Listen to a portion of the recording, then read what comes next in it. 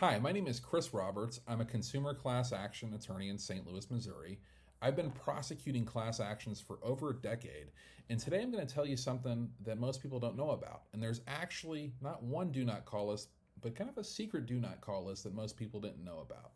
So, most people know about the National Do Not Call List, and if you have not registered your number on the National Do Not Call List yet, you should, and you can do that for free, and it takes less than a minute at donotcall.gov.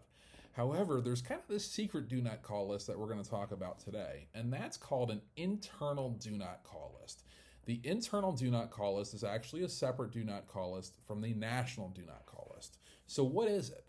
What an internal do not call list is when a telemarketer communicates with you by call or by text, if you tell them affirmatively that you no longer want to receive such calls or text, that company has an affirmative obligation to place you on their internal do not call list.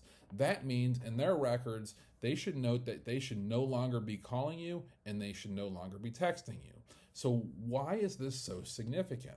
The reason this is significant is because if a telemarketer ignores your request, you have significant recourse. Specifically, what you can do is invoke a law called the Telephone Consumer Protection Act. What the Telephone Consumer Protection Act provides is that if a company calls you even after you request to no longer be called or texted, in other words, that they should be placing you on their internal do not call list, they could have to pay you $500 and up to $1,500 for every call or text that they place to you after you've made that request.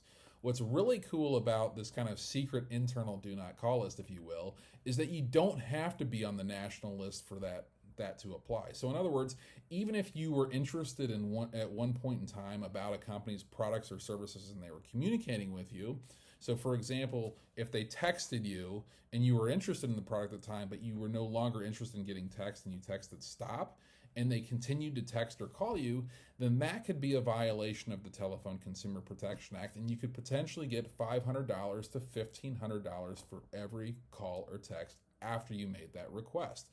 So I hope this is helpful for you. Most people don't know about this somewhat secret list, and thanks again for watching. Take care.